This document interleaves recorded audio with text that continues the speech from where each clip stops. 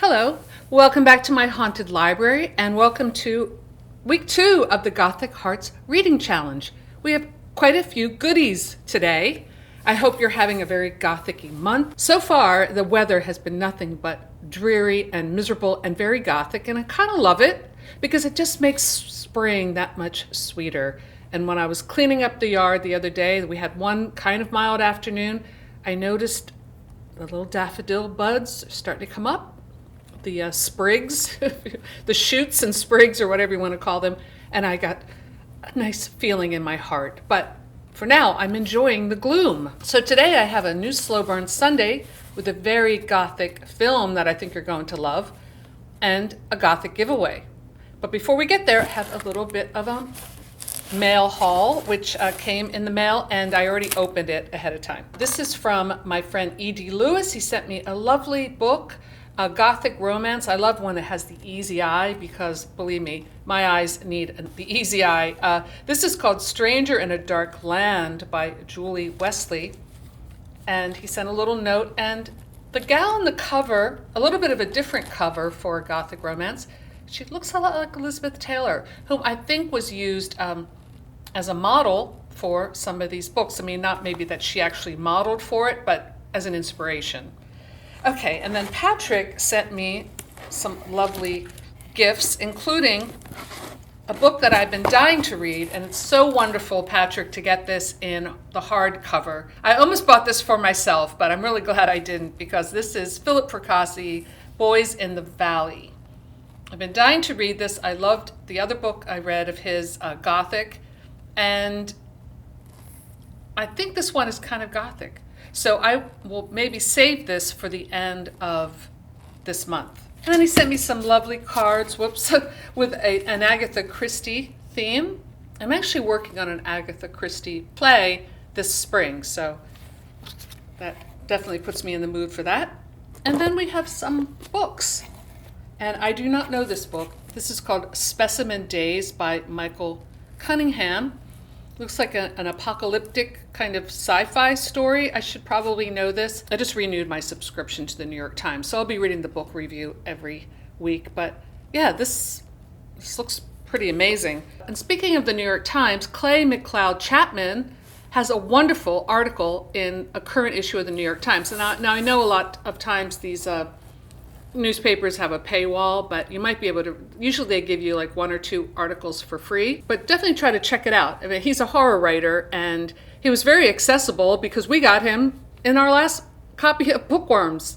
He was really nice, and he wrote an amazing story, and we still have a few issues left. The new Bookworms is coming out next week. James and I are hard at work putting the finishing touches on it. So what else did I get? This is called The Passage by Justin Cronin's, soon to be a Fox series. This looks like, from reading the description, another apocalyptic story. I can get into that stuff. I mean, yeah, it's kind of like real life sometimes, right? Oh, and this one I'm really happy to get because I just finished reading a Joyce Carol Oates book, We Were the Mulvaneys, and maybe Patrick heard me talking about it, or maybe we were just on the same wavelength because he sent me Black Dahlia and White Rose, stories by Joyce Carol Oates. An excellent writer, of course, and I'm looking forward to reading more. So before we get to the movie, I wanted to do a giveaway. This is a Gothic giveaway, and now this is only for my USA friends because the shipping costs so much, and I'm going to be sending some bulky items. But if you're in the United States and you want to enter, just write Gothic giveaway in the comments below, and maybe you want to see what you're getting first. So I'm jumping the gun a bit, but that's what you do if you want to enter. Anyway, so part of this Gothic Hearts Reading Challenge is writing a Victorian-style letter with pen and ink, maybe, or just on lovely stationery, and seal it with wax if you have one of those. And it's just a way to get out of always sending an email or a text, because the art of letter writing should not be lost. So I just sent E.D. Lewis a letter in pen and ink. It took me like an hour to write it because I'm just so out of practice with that kind of pen, the quill pen. And when I bought the pen, I looked all over different bookstores, but I couldn't find it, so I ended up having to buy it on Amazon. Well, what happens sometimes is Amazon sent me two. Don't tell them, okay? Because I've spent plenty of money on Amazon. I'm sure you have too. But this happens every once in a while. It happened to me before, but we're not telling them. It's our little secret. They sent me two, and I'm going to send this one to one lucky winner. This is a beautiful feathered pen, green feather with a stand, some different points, and a bottle of black India ink. This will be yours if you win. It even says on the outside, special gift for you. So it was in the stars, as Batilda likes to say. And I will be giving some other goodies along with that special giveaway. All Gothic themed on some level.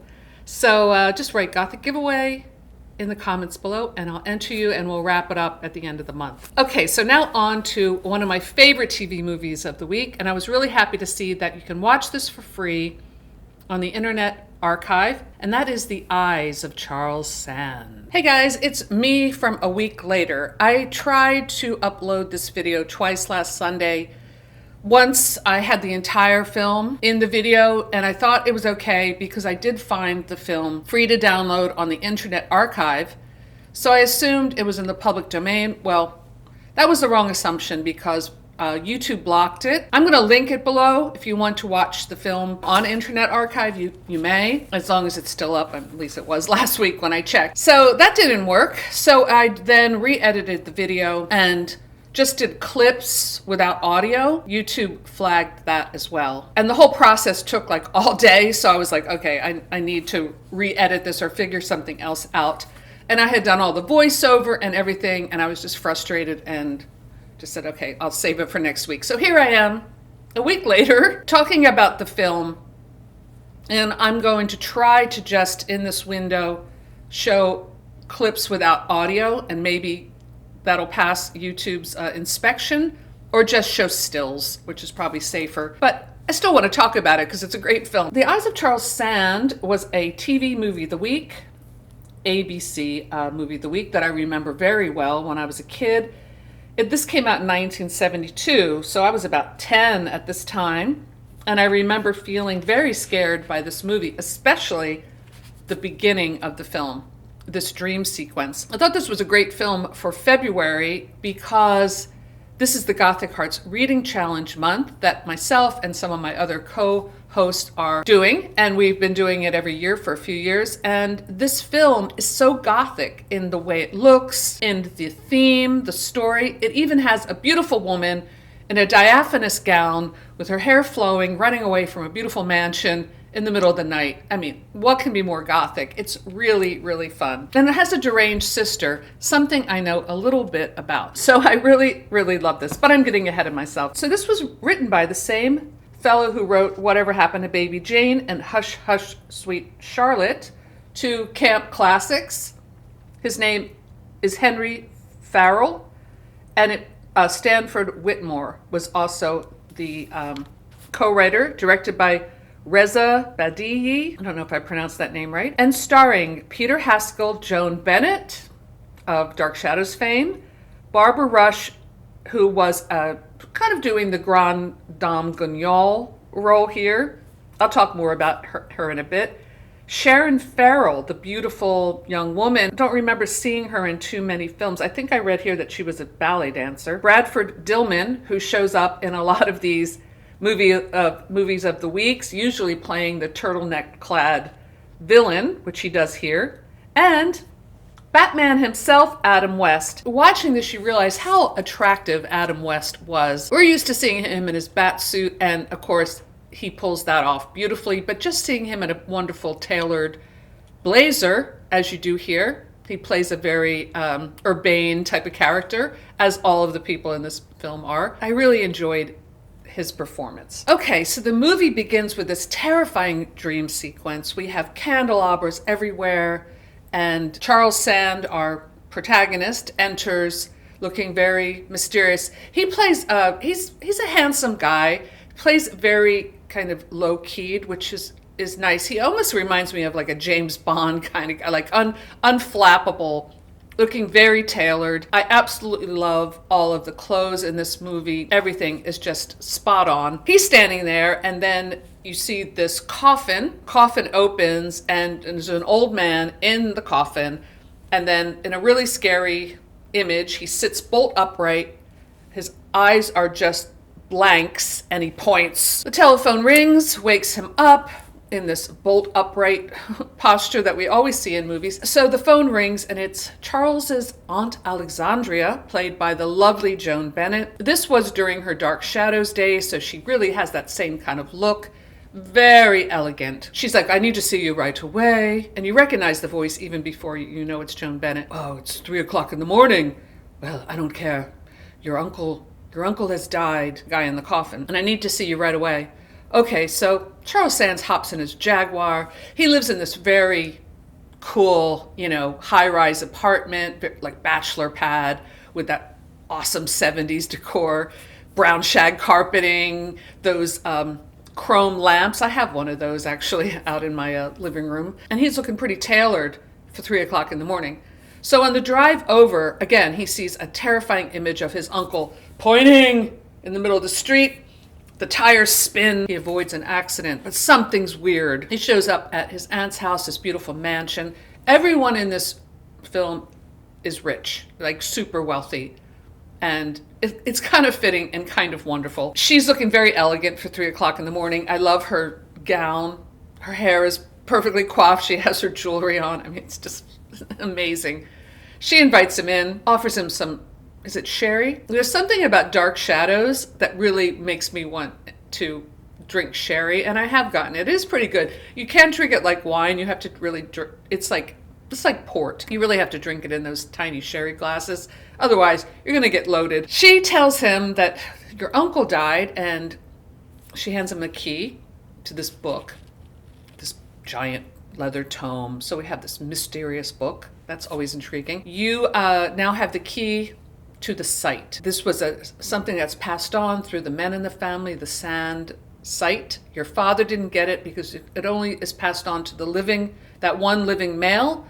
And once he dies, you get it for the rest of your life until you die, and then it's passed on to the next one in the family tree. So Charles Sand, he's some kind of businessman. He owns a racehorse with his friend Adam West, who's a doctor, a psychiatrist, and he does some other kind of business-related things. He's very suave.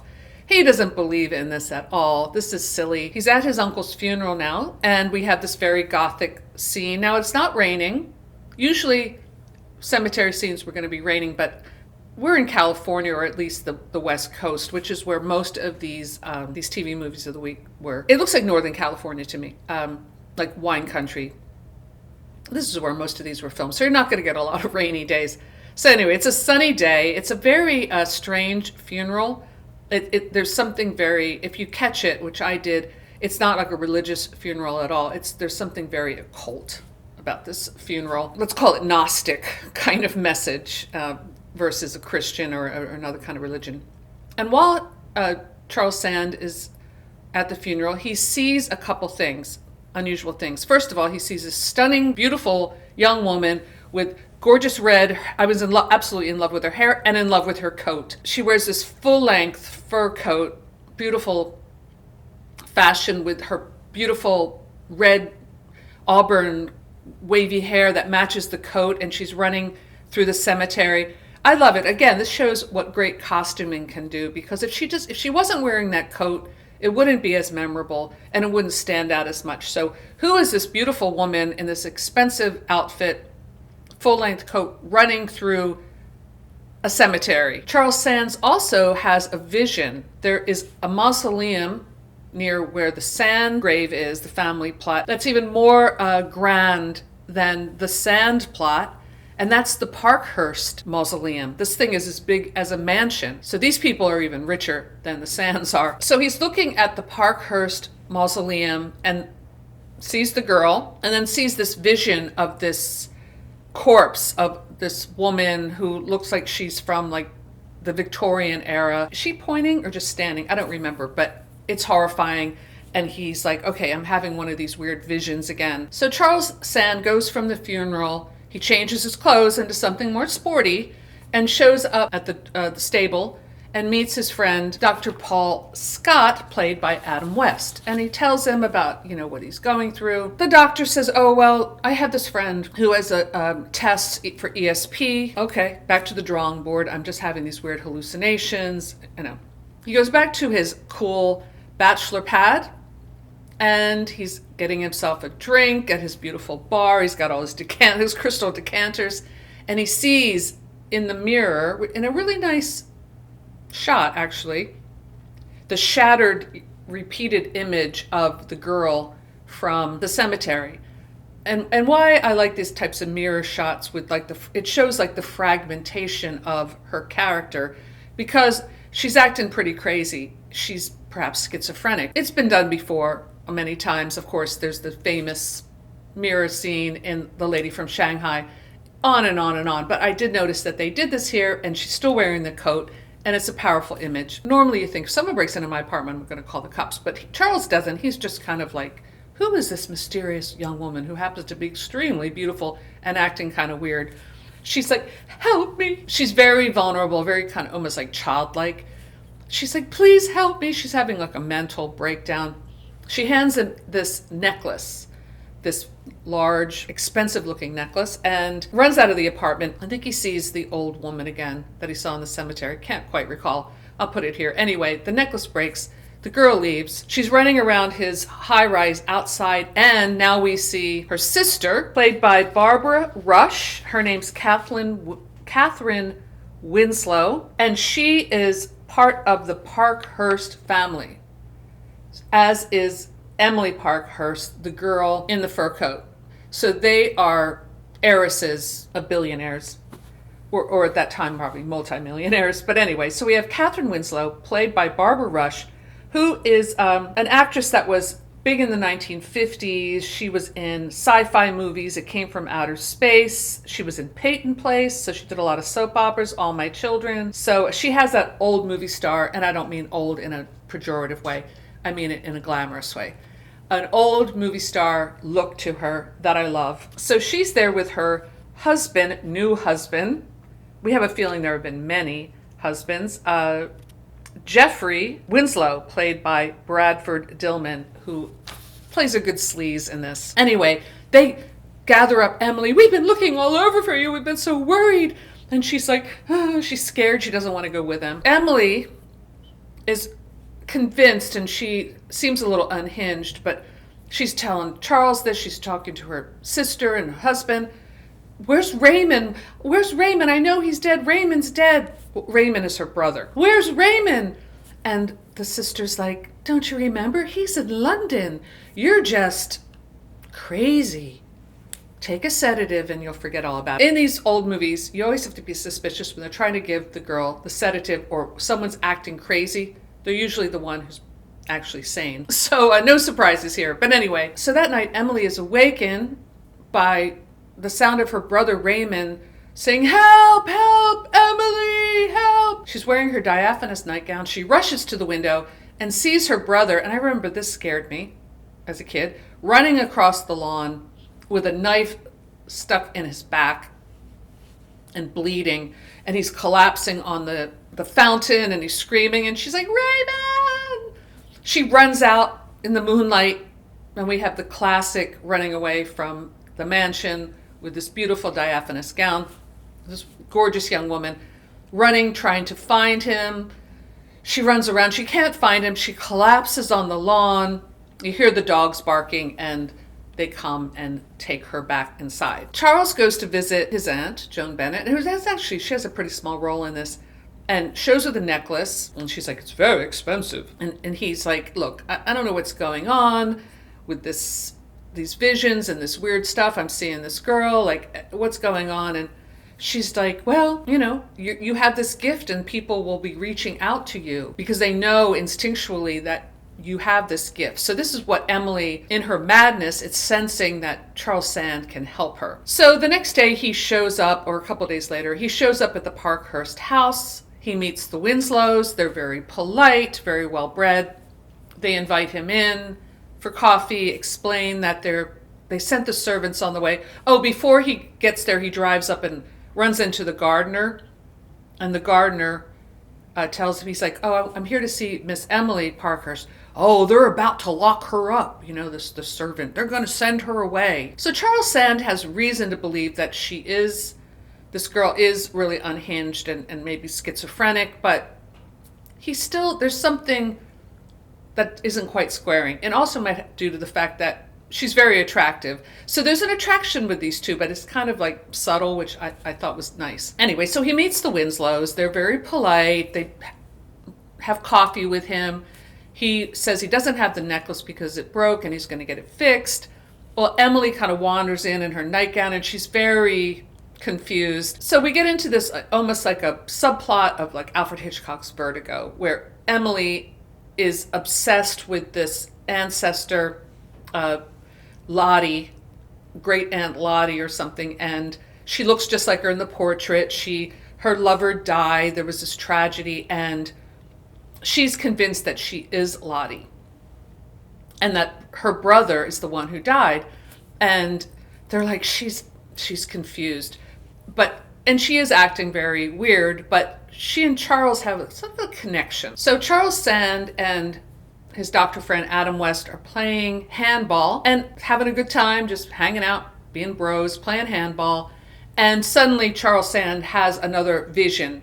And this time the wall collapses and this man's body kind of falls out over the wall, and he's really freaked out. So the Winslows are just hanging out, and Charles Sand shows up unexpectedly, returning the necklace that he fixed.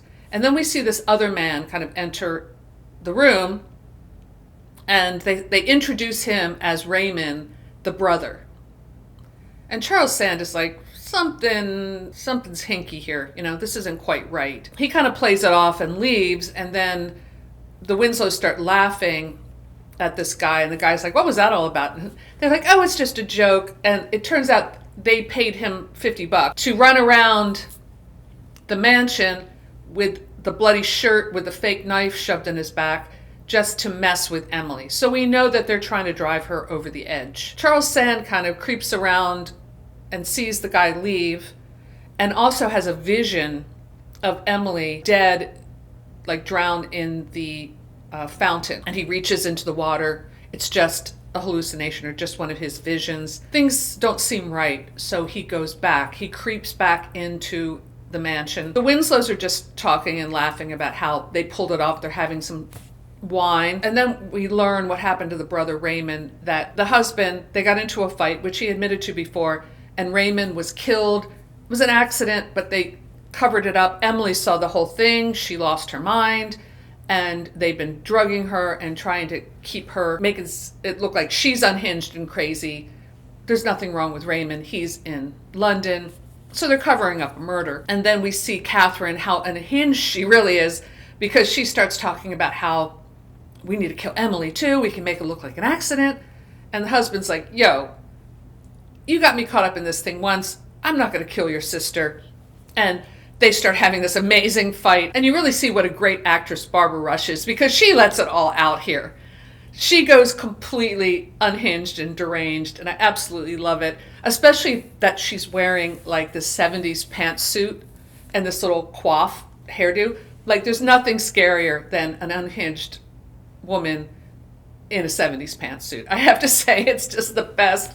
So they start fighting, and he's like, I'm just one of your many husbands. It's like, you just married me for my money. He's like, yeah, babe, and I do it again. It gets really ugly. He makes the mistake of turning his back on her. She grabs the fire poker, and boom, that's the end of him. Emily sees it and screams and runs upstairs. Now, at this time, Charles has broken into the mansion. So then Charles sees the husband laying on the floor, goes to investigate, and the sister comes up and boom, hits him with the poker. He goes down. She starts chasing Emily. She grabs a knife from the kitchen, starts chasing her all through the house. There's this great scene where Emily's in the little elevator and she's like shoving the knife through the elevator. It's just so awesome. And scary. And then Charles, wakes up, and he and Emily meet, and Emily's like, I have a hiding place. I'm going to hide. And he's like, okay. She runs down to the basement to hide. Charles starts kind of weaving through the house, trying to see where the sister is. And we see this wonderful shot of Barbara Rush when she's doing that little, let me see if I can do it. Just one side of the mouth starts twitching. We saw the same look in Home for the Holidays. A very similar killer, the sister, and she was wearing pants too, slacks. I love it. So we have this, now the sister's really deranged, and she follows, Charles is bleeding. She gets him with a knife too earlier. So this whole sequence is great. This like wonderful chase through the mansion, all the corridors and, back staircases and stuff. She follows the drops of his blood up to the roof. And then this is kind of silly. She decides to like rush at him through the skylight, not walking around the glass, but I'll just run through the skylight. And then we have the wonderful repeated shot of her falling through the skylight and the swaying chandelier, and she's laying there dead on the floor. So we see Emily in the cellar. She's trying to look for her hiding place. It's just like a nook in the wall, but they plastered it over. So she picks up a hoe or something and starts knocking out the plaster. We hear her scream. Charles runs down to the basement and she is completely collapsed, and we see Raymond's body falling out of the wall, which was Charles's vision in the handball court. They embrace. Of course, she's devastated, but she's like, I'm not crazy. And he's very tender. No, Emily, you're not crazy. We had that resolution there. And then in the final scene, he's back in Aunt Alexandria's home, but this time he brought his friend Adam West with him, the doctor. And it's the denouement of, well, that's just your gift, and now you're going to go on and hopefully use it in good ways. And we see at the end, the aunt and the doctor go off to look at something in the house, and Charles is there with the book, and now he hears his uncle's voice saying, you will have this gift until you die. And there's a sense that Charles Sand is now ready to accept his gift. So that was The Eyes of Charles Sand. Really enjoyed it, and maybe I'll do a double feature with The Eyes of Laura Mars one of these days. Let me know in the comments below if you are doing any Gothic reading this month. I would love to hear your thoughts.